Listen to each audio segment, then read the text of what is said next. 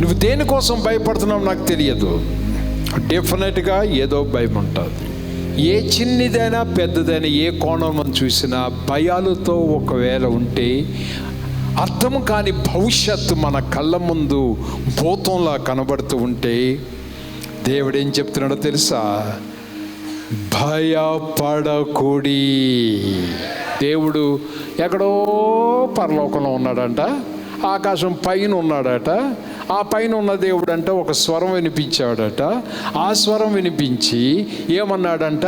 ఏమన్నాడు? ఈవేళ భయపడకుడి. అయిపోయిందా ఆయన డ్యూటీ? ఆయన డ్యూటీ అయిపోయింది అనుకుంటున్నారా? ఆయన డ్యూటీ అయిపోలేదు.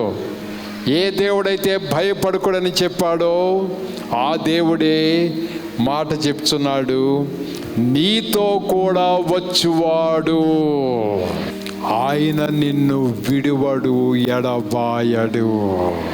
ఆయన నిన్ను విడువడు ఎడబాయడు.